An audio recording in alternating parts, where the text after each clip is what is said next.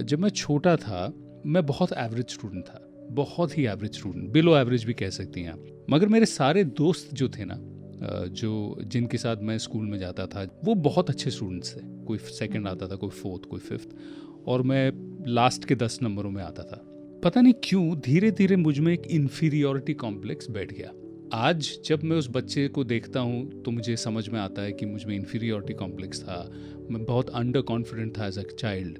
लेकिन तब जब मैं उनके साथ पढ़ रहा था, मैंने इसको कॉम्पनसेट करने की कोशिश करने के लिए हमेशा खुश रहता, उनको हंसाता, छोटी छोटी बात पे मजाक करता था, जिसके कारण मेरा जो इम्प्रेशन उनके बीच में, उनके परिवार के बीच में, मेरे पूरे दोस्तों के बीच में था कि ये तो हंसी मजाक करता है, ये सीरियस बंदा नहीं है। तो उसका भी रेपरकशन हुआ।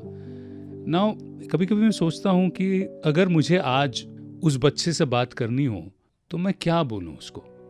अ लॉट ऑफ टाइम्स क्या होता है, हमारा जो सोसाइटी और सिस्टम है उसमें हम मार्क्स से आइडेंटिफाई बहुत ज़्यादा करते हैं। Good student, bad student, intelligent student, not so intelligent student. Marks बहुत इम्पोर्टेंट है, लेकिन मार्क्स से ज़्यादा इम्पोर्टेंट पर्सनालिटी भी है। बिल्कुल।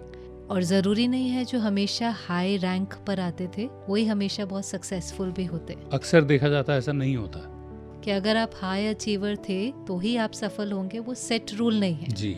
बट क्योंकि सोसाइटी और सिस्टम उसको बहुत इम्पोर्टेंस देती है, तो जब आप इन्फीरियरिटी कॉम्प्लेक्स बोलते हैं तो एक बच्चा शायद अंदर ही अंदर सोचता रहता है I am not good enough, मैं उतना अच्छा नहीं हूँ, मैं उतना नहीं कर सकता, मैं उतना इंटेलिजेंट नहीं हूँ। वो हमारे कॉन्फिडेंस को कम कर देता है। फिर कई बार हमें अपने को प्रूव करने के लिए हम एक भागते हैं कि हम ये अचीव करें, ये अचीव करें, ये अचीव करें, और फिर जब हम कुछ अचीव कर लेते हैं तो हमें लगने लगता है अच्छा ठीक है, now I am also something. हम जो महसूस करते हैं वो हम हमेशा उस चीज़ पर डिपेंड कर देते हैं जो हम बाहर से अक्वायर या अचीव कर देते हैं। लेकिन उसमें क्या होगा, फिर हम हमेशा भागते रहेंगे। फीलिंग जो होती है वो बहुत इंटरनल होती है। You may not be good at studies, but you may be good at something else.